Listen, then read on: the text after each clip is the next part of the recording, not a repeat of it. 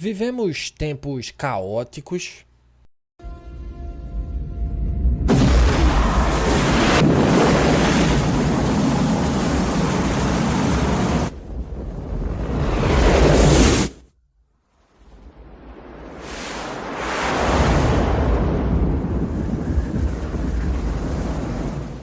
Papo no Auge começou.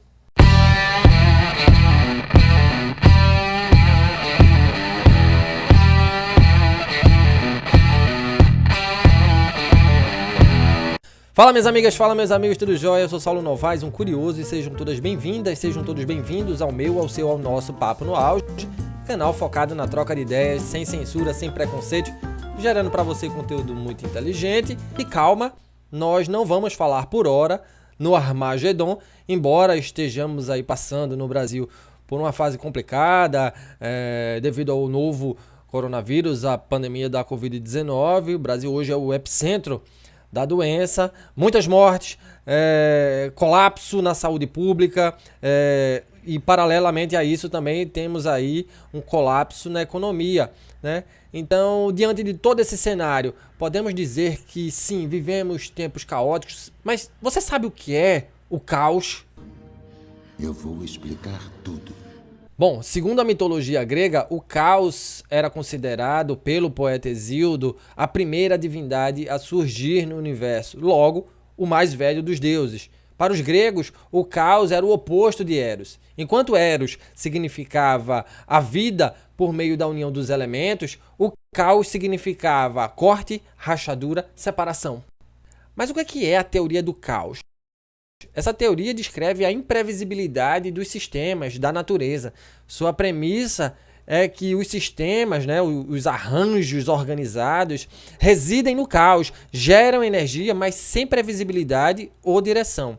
E um dos primeiros cientistas a estudar sobre o caos, de comentar sobre o caos, foi o matemático francês Henri Poincaré, ali no final do século XIX.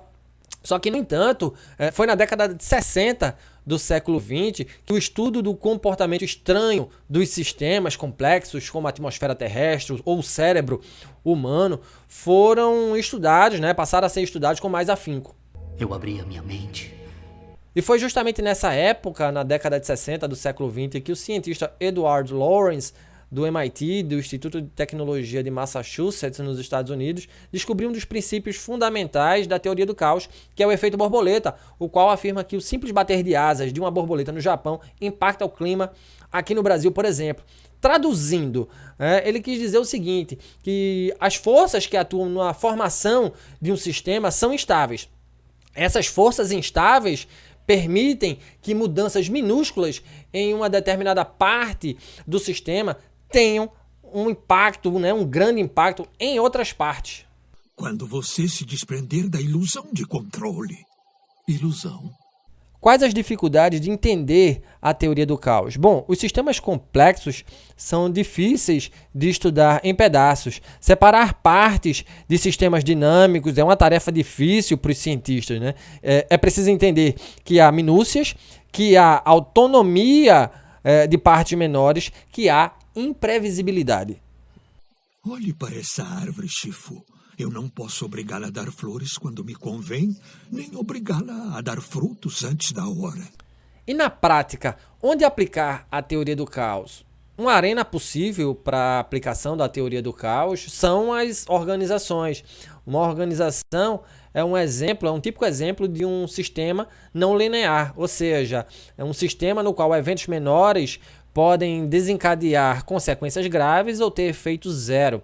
E quando a gente fala de organizações, a gente fala de controle, fala de ordenamento, porém, nestes tempos de mudanças repentinas, de exponencialidade promovida pela internet, de pujança tecnológica, não faz muito sentido fazer previsões ou manter padrões organizacionais.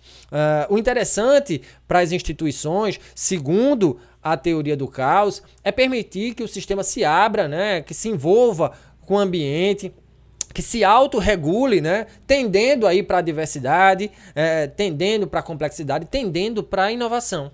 Mas há coisas que podemos controlar. Posso controlar quando a fruta cairá.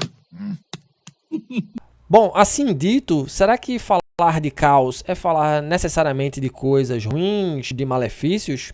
Coloca aí nos comentários. Bom, e chegamos ao fim deste vídeo. Hoje a gente falou sobre a teoria do caos e a sua aplicabilidade, sobretudo nas organizações. Espero que vocês tenham gostado. Se gostou, dá o seu joinha, se inscreva no nosso canal. A sua participação é muito importante. Vamos compartilhar conhecimento, sobretudo nesses tempos caóticos em que a gente está vivendo. A pandemia da Covid-19 ainda não está encerrada. A gente precisa sim de vacinação em massa, que as pessoas se vacinem. Se possível, fique em casa, use máscara, se proteja e espero vocês aqui nesse canal para os próximos vídeos. Beleza? Valeu, um grande abraço a todo mundo.